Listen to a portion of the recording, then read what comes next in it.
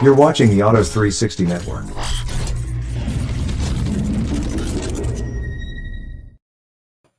Hey everybody, I'm Rick Walker. Welcome to another live edition of the SST Car Show on the Autos 360 Network, which is also part of the Virtual Auto Show presented by the Ottawa Gatineau International Auto Show at ottawaautoshow.com.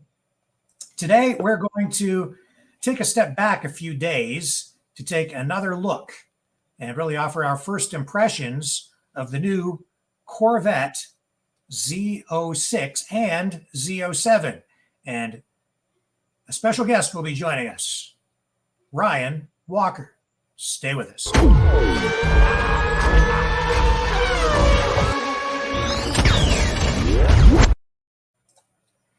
And our special guest today is the one and only Ryan Walker. And he's kind of a special guy to me because he is my son. And we are here today to talk about the new Corvette Z06. So first up, Ryan, I want to know, what do you think of this new Corvette Z06 and Z07? What's your first impression? Well, to me, it's a cool car because it's bringing like a supercar style and status vehicle to a completely different demographic of people.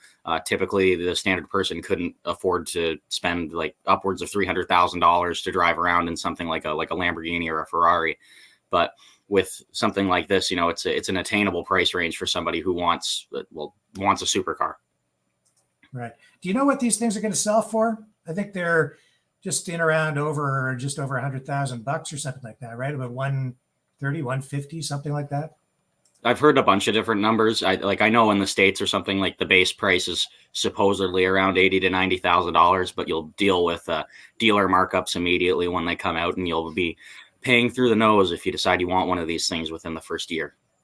Yeah, and I would think that with the way the market is right now, chip shortages, high demand for new cars in general, and you're in the new car market. You work at a car dealership, not a Chevy dealership, but you're in the business of buying and selling cars. What's the market like right now? What would people likely expect to find when they go in to order a new Corvette when they can do that at a Chevy dealership?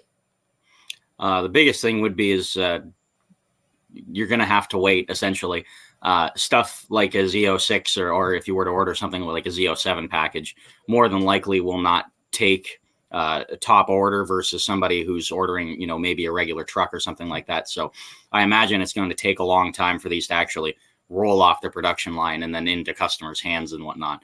And if you want one sooner than that, you'll be looking to buy it in the either the secondhand market, or you'll be paying top price for that car at a dealership that no one's spoken for, or maybe somebody's missed out on you, because you've seen things like this happen before with other cars. Like when the Civic Type R came out, there was a lot of reselling going on with the vehicle, a lot of dealer added markup, just because the sheer amount of them that they make is not nearly as much as something of a more standard caliber of a car, let alone in the market now where each chip is considered more valuable than certain other ones, and only certain cars get them.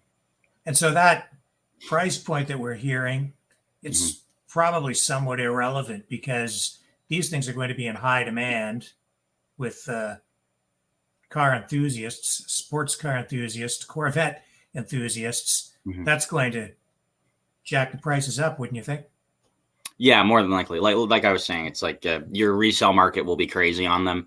There will be people asking well above what the original MSRP on the vehicle is going to be after they've only driven it for maybe a week or two, just to kind of see if they can make their investment back.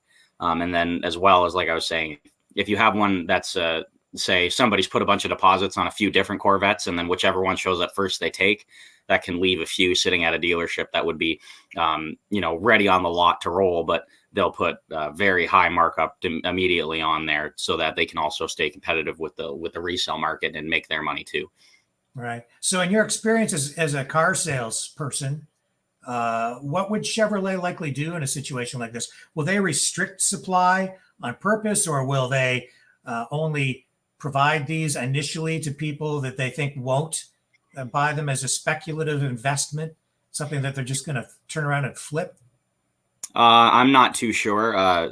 Any domestic brand or even like import, like in regards to something like Honda or Toyota, they haven't really, from what I've seen, ever had a situation where they're selling cars where you legally are obligated not to sell them, because you're not dealing with like a brand like Lamborghini or anything like that, where you have to own some of their product for a certain amount of time before you can even own certain ones and have the opportunity to even buy the car. And, prove yourself essentially in their eyes as somebody they want to represent the brand. Whereas with Chevy and whatnot, I feel like it'll be more of a first come, first serve. And, if you put your order in, it'll show up when it shows up type of thing. Yeah. Now, I did do a report on the new Z06 and Z07 when it first came out, the day that it came out. And I'm going to share that video with our viewers here now, because it does give everyone a first look at the new Z06 and Z07. So fasten your seatbelts. Here we go.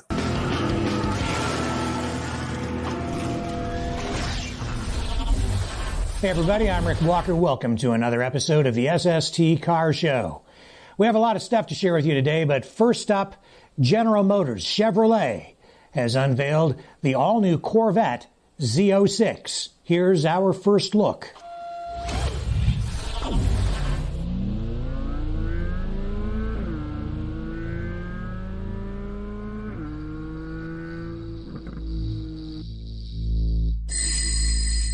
The 2023 Corvette Z06 is a monster.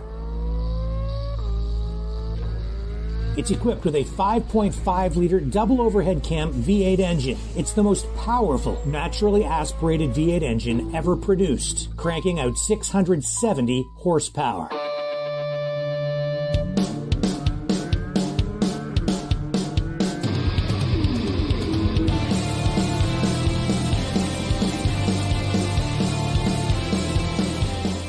The engine is all aluminum with a dry sump and a flat plane crankshaft. It redlines at 8,600 RPM.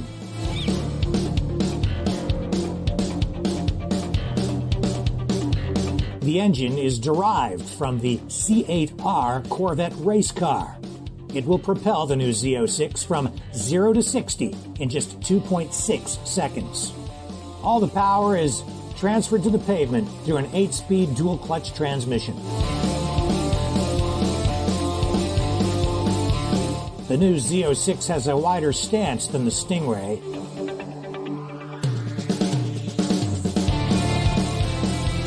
The fenders and quarters are wider as well, covering 20-inch wheels on the front, 21-inch wheels on the rear. There are 7 different wheel packages available. The exhaust has been carefully tuned to create a distinct, mean sound.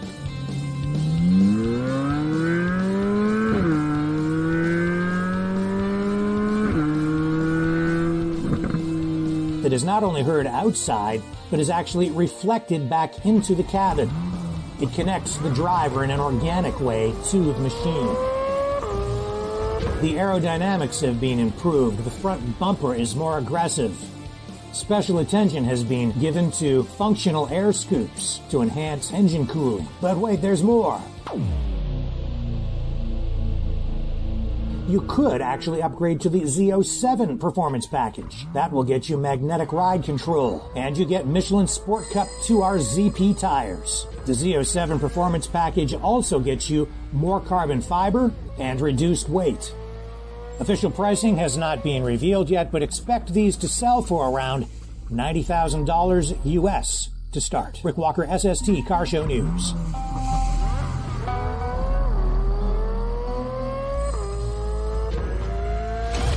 By the way, So, after seeing that and hearing those numbers, what do you think? Did they make the right move by turning the Corvette into a mid-engine sports car? Like personally, I think so, because you might as well go with the times. The original front engine rear wheel drive setup that the Corvette has been doing forever, essentially. They've peaked essentially to where it is. You can just continue throwing more and more horsepower at it. until it just becomes kind of unusable. At this point, when we're talking about throwing an average person in a car that has about 670 horsepower, having something that's maybe has a little more balance and whatnot on the street is going to make it a little bit easier. And some of the things that I saw through some of the videos and whatnot, it seems like the car, it hasn't been announced or said or anything, but in the videos when the car is on the dyno, it's actually on an all-wheel drive dyno rather than a rear-wheel drive dyno. So a lot of people are speculating that if you get a Z07 package, perhaps, or even this newer version of it with having the 5.5 flat plane crank V8 instead, it might be an all-wheel drive car as well, which would further put themselves into that supercar market, which is typically the standard drivetrain choice nowadays anyway for anybody who's in that type of market. Well, it does come with that Tremec 8-speed transmission, paddle shifters, of course, lightning fast. These modern sports cars, they're not just sports cars, they're supercars. This is a supercar.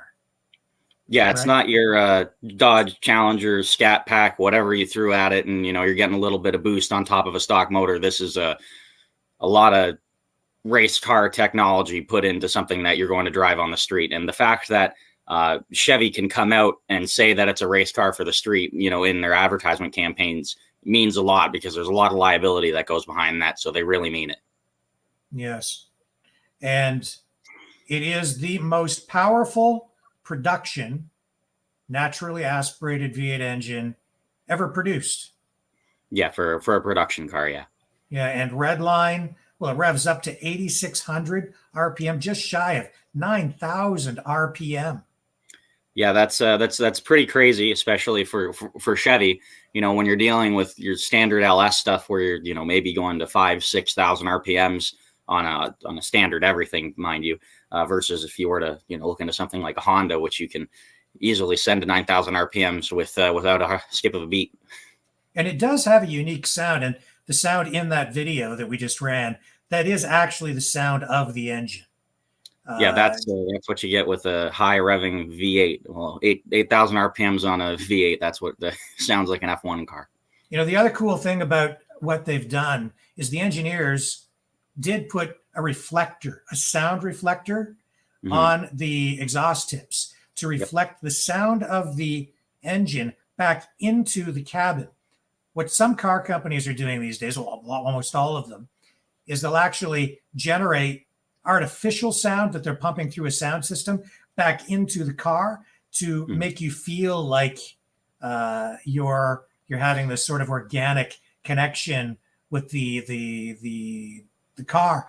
When we had the Mustang Mach-E, the electric Mustang, that's what they're doing with that, to make you sort of feel like there's still a motor, an internal combustion engine in the thing. They're pumping engine sound. You can pick the kind of engine sound you want pumped into the cabin so that you get that old school experience. But this is real.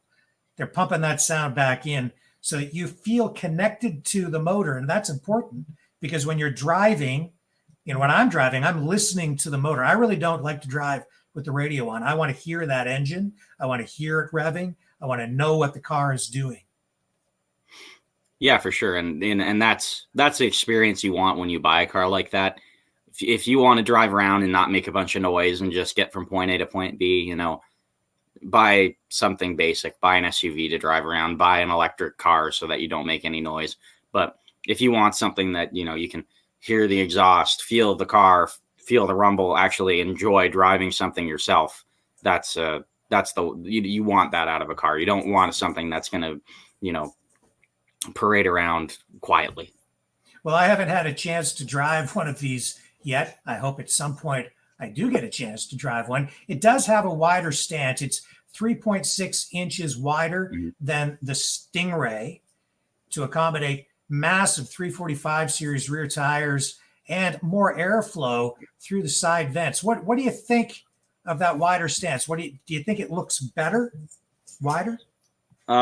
Anything looks better wider these days anyway, especially. I mean, everybody puts a wide body kit on their Subaru BRZ and whatever else car they have. So, obviously Corvette, or Chevy, when they come out with something like this one, you're talking about throwing down 670 horsepower. You you really need that extra width, and you need those bigger tires and whatnot so that you can grip the road and make sure that, when you're hammering down on it, you're going the way you want to go.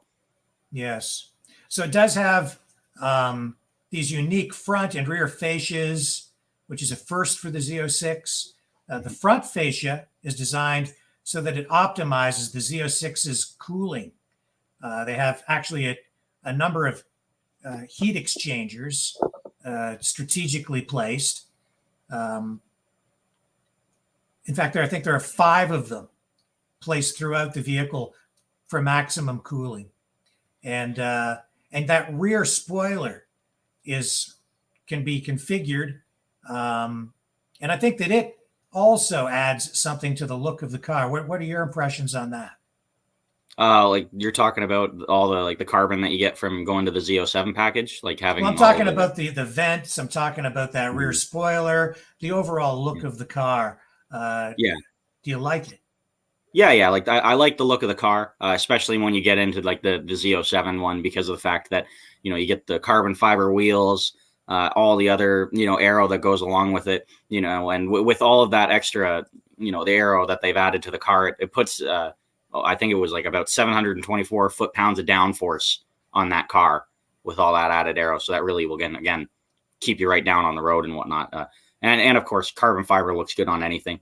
And it's a big piece to most cars nowadays. If you're buying something performance from any brand, you're more than likely going to get a lip or a spoiler on it that either looks like carbon fiber or is carbon fiber. Yeah, well, in this case, there's a lot of technology coming to bear. And you've got magnetic ride control. You have huge brakes, 6-piston brakes up front. Yeah, I mean, it's an impressive machine. It not only goes fast, stops fast. Mm-hmm. Do you think it's? And the thing about this though is it can also be taken not just to the track. This is a car that you can actually drive and live with on a regular basis. You could take this grocery shopping and then head off to your local speedway. And I'm not talking about the supermarket. Yeah. I was telling you earlier, I just had a customer that was looking at a C8 Corvette. He was contemplating either getting a Jaguar F-Type or getting a C8 Corvette, and he ended up getting the C8 Corvette. And personally, I can understand why. Being my age and younger and whatnot, I would also prefer something like that. But it's definitely a really cool car, and it's going to be something that you'll see a lot of people drive a lot of the time. People will drive the car and enjoy it. It's not going to be something that, hopefully sits in somebody's garage and doesn't go anywhere. Yeah. So can this compete with Ferrari? Can it compete with Lamborghini? Or is it even in the same, I don't know, league as those cars? Or is it something different? Does it fill a different niche? I mean, this is something that is still, it's not cheap, but it's attainable. This is something that your average, maybe not your average person, but someone who's a successful, even middle-class person can attain something like this, can actually get one of these things. So where do you think it comes in the marketplace like that? It'll definitely be something where you'll see a lot more, like you were saying, middle-class people are able to afford something like this. Typically, if you were to want something of this caliber of performance, getting into something with like a flat plane cranked V8, something that's a supercar status vehicle, you're even on the used market looking at spending upwards of $100,000 anyway by the time you get into something like that. Plus, on top of that, however much it costs to maintain the vehicle, because there's, at least around here, there's no Lamborghini dealership around here. And if I wanted to service one, you would have to take it to somewhere else. I know in London, where I work out of, you have to take it to the Maserati dealership if you have anything exotic, because they just are the only place that's able to do it. But there's tons of Chevy dealerships around, and more than likely, I'd assume that the parts for this and whatnot are going to be substantially lower, because you're dealing with something entirely different. You're not dealing with a small numbers car company anymore that only produces however many of each individual car. You're dealing with the fact that they could pump out a whole ton of these things if they really want. And more than likely, a lot of the parts that are on it are interchangeable between other vehicles. So it's, it's like you're saying, it's bringing that a brand new supercar into the market that somebody with somewhat of an average paycheck every month could afford to drive around in. Well, since the 1950s, when Corvette was first introduced, it was always known as America's only true sports car. I'm not so sure that's true today. And in fact, maybe the new phrase would be America's only true supercar. I'm just trying to think, are there any other cars from the old school big three or North American car makers that enter the supercar realm like this does? I don't think there is. Ford would be the only thing I could really think of if you're getting into Ford GT. Yeah, with the Ford GT, but even that, like I'd have to look up how much they are, but I'm almost certain it's not within the same type of pricing category as something like this, where if you wanted a day one vehicle, you're more than likely looking at something like, you'll probably drop between $100,000 to $150,000 by the time you're all said and done. Whereas if you were to go and try and buy a brand new Ford GT, I'm sure you're looking at some pretty serious cash. And I know with those that they're actually one of the type of cars that Ford will make you sign a non-disclosure about selling it and whatnot. I just actually remembered about them doing that because I believe it was John Cena who had a Ford GT and he sold it without telling Ford, and he did it way too soon and he got in a bunch of trouble or something like that, if I remember correctly. So hopefully it doesn't happen. I wouldn't argue much with John Cena. He's got a little bit more muscle on me. So hard to fight what you can't see. Yeah. This is an important car for Chevrolet, General Motors. It is a halo vehicle for them. It's like a flagship brand. This is the kind of car that's packed with the sizzle and steak. And because it's such an exciting car, it gets people excited about the brand. What do you think? How important is this new Corvette, especially the Z06 and Z07 packages, to the Chevrolet brand? Well, it definitely, like I was saying, it stepped them up to a different level at this point. And I'm sure that more car companies will kind of try to trend in and follow the footsteps that they are kind of going into now with making, affordable horsepower that is, on that type of level. There's been horsepower wars going on for a long time. And, you see that with Dodge and you see it with Chevy and Ford and, even Honda and whatnot. Everybody's trying to make more horsepower in their cars, whether it be through adding, turbos to their vehicles or superchargers, or to this point where, Corvette is just kind of blowing everybody else out of the water and, put together a supercar, a real supercar. Is this enough to get people your age excited about Corvette and Chevrolet? Oh yeah, like guaranteed. Corvettes have always been like a popular car between at least in my friend group of people that I know and just the general populace that I've kind of gathered, that lots of people love a Corvette. It's a Corvette. You can't really not like it. People rip the engine out of them to put them in other things. I know for sure I'd want to put a Corvette motor in the Nissan we have outside, but it's easy to get excited about. Not going to happen. You're no fun. It's easy to get excited about something like this because, in a few years when these things inevitably lose money they drop in value, because right when you drive it off the lot, you lose about 50% of it. Within probably 5 years from now, people who are, in their late 20s, early 30s, who have, been able to establish a career and whatnot, it'll be an attainable car to them. And then at that point, you'd probably be spending between, still like $60,000 to $80,000 on it. But at that point, you've got something pretty wild on your hands there. Well, right now, I don't think they're going to depreciate much at all over for the next first year or two. You could probably buy one of these things and sell it for as much as you paid initially, or maybe even make More. money with the way the market is. Yeah, within the first year, more than likely. And then after that, it'll be a little hard. But everything's up in value right now. The only problem is you'll be buying the car immediately at an inflated cost versus to what it would be if there was not a shortage of chips and cars and anything in general. Well, I think that the true Corvette enthusiasts out there are not going to care. They're just going to want the car. Yeah, guaranteed. They'll just there will be a lot of people who will just order their car and suck it up, especially with something like this where it's so customizable. In the video, they talk about there's 11,000 different possibilities for color combinations on the vehicle. Obviously, getting down to the stitching and whatnot about which hue of red you want for your seatbelts or something like that. You can order this in and get exactly what you want. It's not like you're ordering in a Honda or something like that. When I worked at a Honda dealership, you got, these are the colors you can get in this thing, and that's it. Whereas this, you're rolling in, you can pick down to the like I was saying, the stitching and the color of your seatbelts. So people will wait longer for things like that because, then when it shows up, it's exactly spec'd out exactly how you want.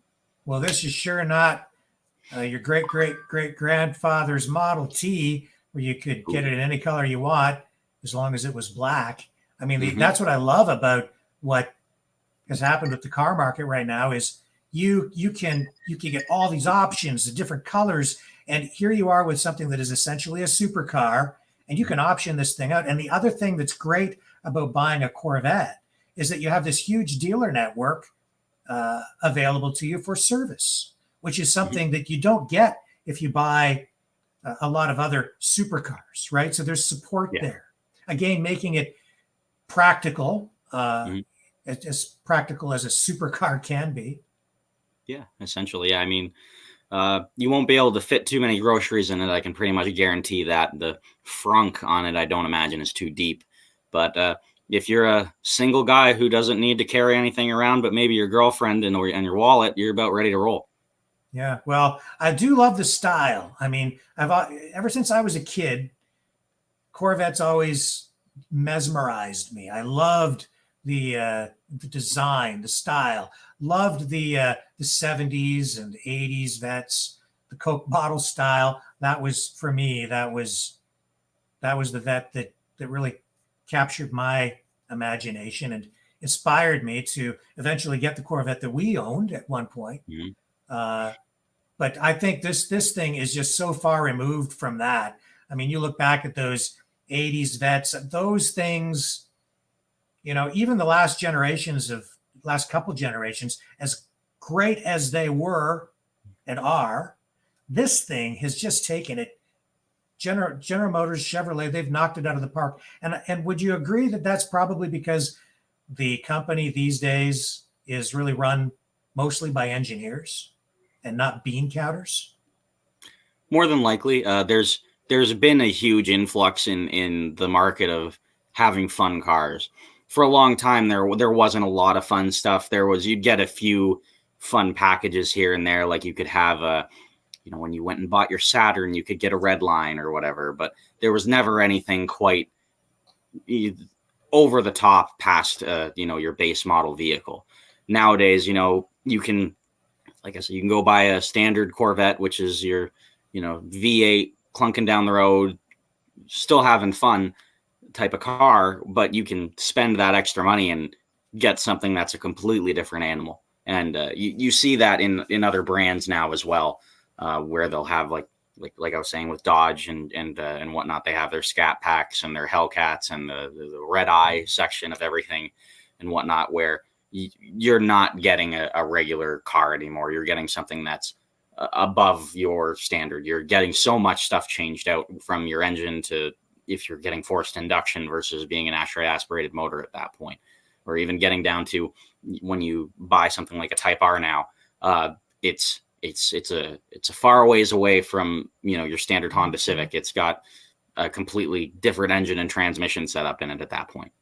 I mean, the technology that went into the engine is unbelievable. And you've got this all new aluminum cylinder block casting. You have what else do they have in this thing? Dual coil valve springs that support titanium intake and sodium filled exhaust valves.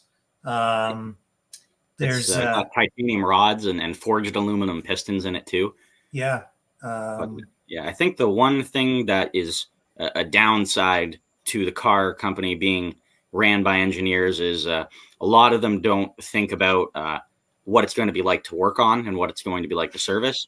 Because I saw a picture of the engine from the back, and the starter is underneath all of the intake manifold stuff, if I recall the picture correctly. So if you ever have your starter die on that car, that'll be quite the expensive fix. Whereas on again, more of a normal car, it would be just 2 bolts and a few things shoved out of the way and your knuckles banged off a few things. This will be your whole engine's half taken apart, and you might as well replace a bunch of stuff while you're in there. Well, that's the price you pay for that mid-engine configuration, I think, too, right? If you want that kind of supercar performance, race car performance, you sacrifice some of the convenience you would get, in terms of how you work on the car workspace in the engine bay. Yeah, that's for sure. And the other great thing about having a company like Chevrolet produce a car like this is they're producing a variety of carbon fiber wheels for the Z07, which reduces your unsprung weight. And not a lot of other car companies can do what they're doing. I think on the inside of the rim, there's actually even a ceramic coating to protect the carbon fiber from the heat of the brakes. The technology that is going into this thing, General Motors, Chevrolet, these big car companies like Ford too, Chrysler, but especially Chevrolet, they have the engineers, they have the know-how. They can build this kind of stuff. They can build stuff that's as good as anything that the world's best car makers are pumping out. Yeah, this one, they really went off when they built this car. They really wanted to see what they could do, and it seems like they didn't have too many constraints around them besides anything legal, obviously. There will definitely be a lot of crashed ones of these things popping up. This is 110% going to be within the next 5 years. You'll be able to buy one of these ones with a rebuilt title quite easily, more than likely. But that's what you kind of get for really doing whatever the hell you want to a car and making it have 670 horsepower and selling it to the standard market. 0 to 60 in 2.6 seconds. That's real fast. That is very fast. And, in a way, I'm surprised General Motors, Chevrolet gave the green light to this project, especially when it's a company that is committed to going completely electric very soon. To put this kind of effort into producing an internal combustion engine with these kind of specifications, it makes me kind of go, and wonder what the heck are they doing? But I'm kind of glad they did, because it's very impressive. Does it surprise you to see this? I think that a lot of people feel that that car companies are going to go full electric or whatever, but there's going to always be a market for a gasoline vehicle or a diesel or whatever, but there will 110% always be a market for a gasoline powered sports car, supercar type of thing, because you don't get that type of experience driving an electric car. Yeah, your Tesla can, do 0 to 60 in however fast to the I think plat. they're in the 3-second range, depending on the model you get. Yeah, and then they have they also have a very fast 0 to 60 time, but that's because it's electric. But when you stomp on the gas, you don't hear anything. You don't really feel much besides the torque that you're getting out of it. There's no experience to it. You just go.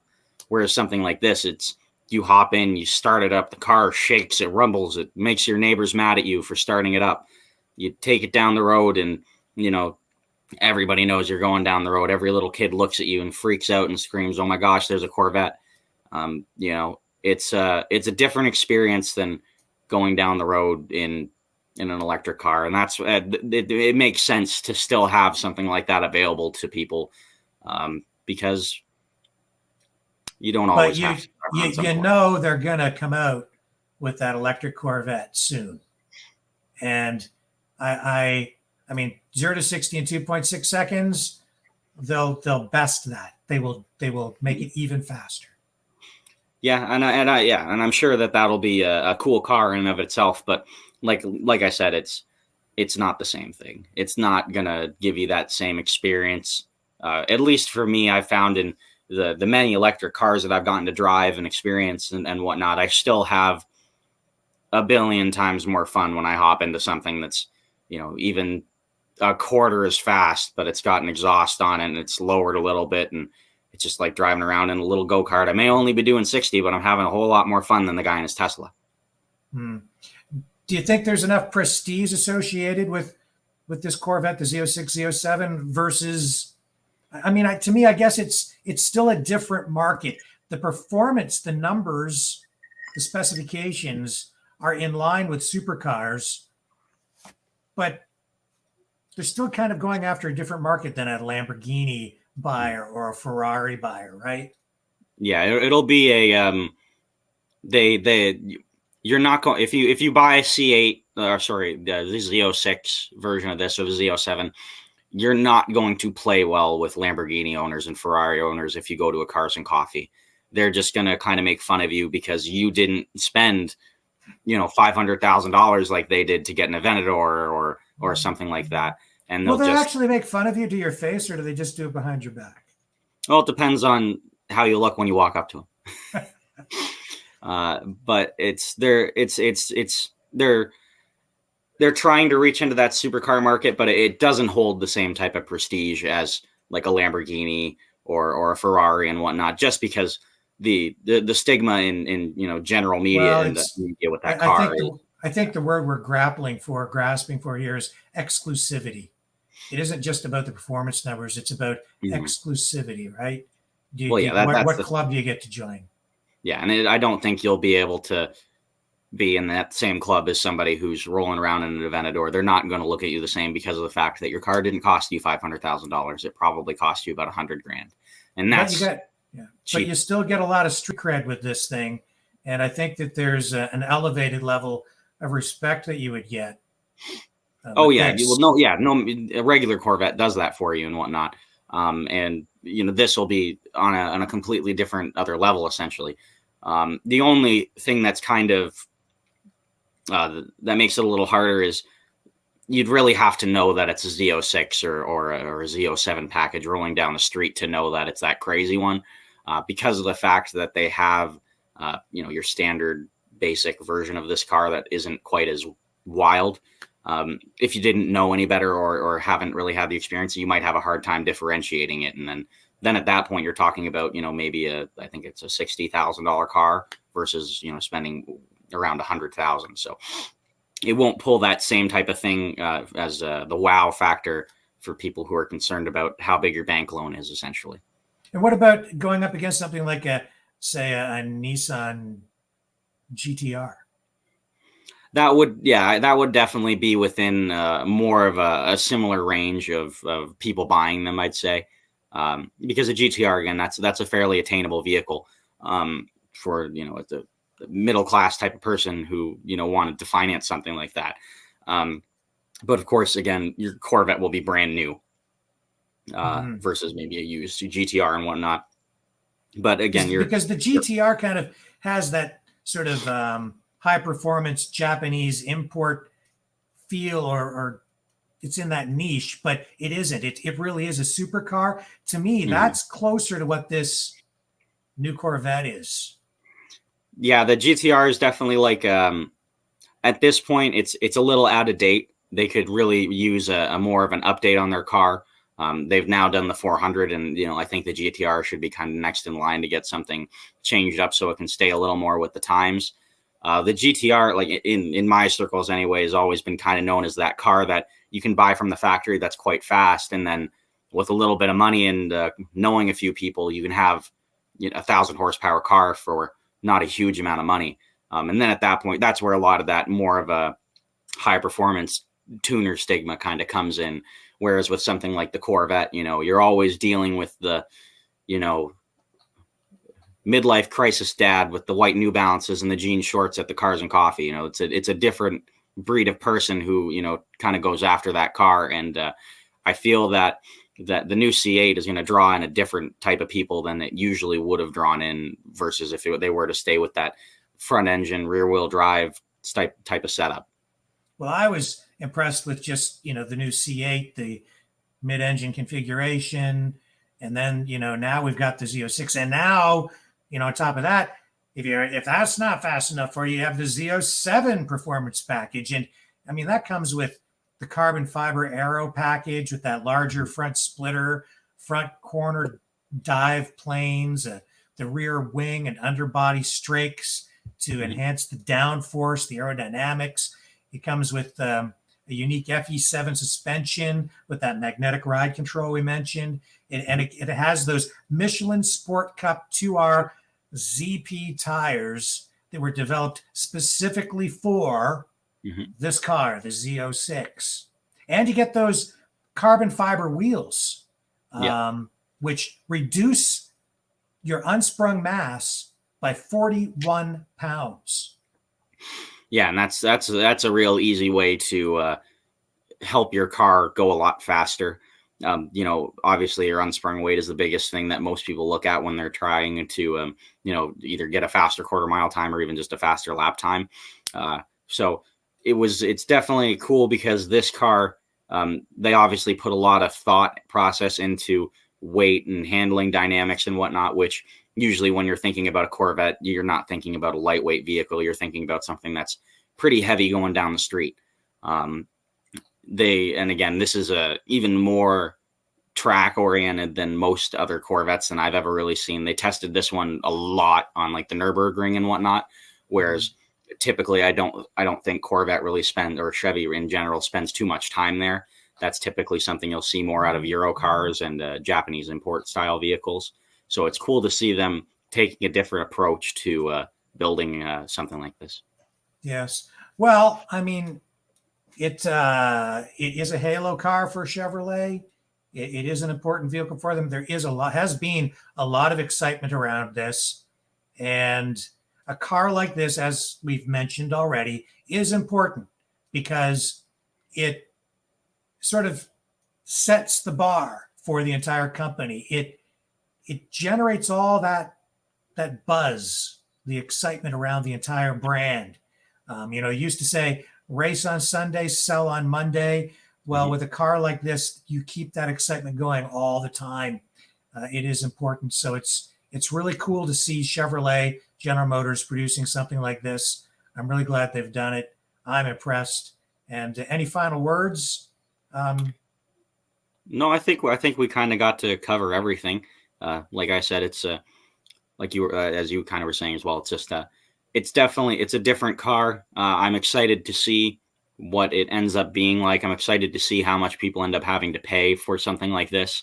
I'm excited to see something this exciting come out in a market like we're dealing with now. And I think it's something that we'll never really see again unless things continue to go the way they are in the market. And anytime anybody puts out anything fun, it'll be like this, but hopefully not. Well, I know that you are in the business of buying cars for a Jaguar dealership. And I would think that some of these guys with the Stingrays are going to be dumping those to buy some of these. So keep your eyes open because you might be able to snag a couple of those. I'm way ahead of you. I've already messaged a bunch of people. So we're already good on that end. I plan to drive one before the end of the year. Okay, well, I just want to say thanks, Ryan, for joining us on the program today. Thank you. Loved your insight, loved your impressions. I love the car, but it was a treat having you on the show. We're going to have you back if you'll come back. For sure. Sounds good. Okay. All right. And there you have it, folks. Our first impressions from the unveiling of the new Corvette Z06 and Z07. And that's it for this live episode of the SST Car Show. I am Rick Walker reminding you, when you can't get to the car show, we will bring the car show to you online at sstcarshow.com and through the Autos 360 network and the virtual auto show being presented by the Ottawa Gatineau International Auto Show at ottawaautoshow.com. You will see a rebroadcast of this live stream on the Autos 360 network and at the Ottawa Gatineau International Auto Show website, ottawaautoshow.com. Catch you on the flip side.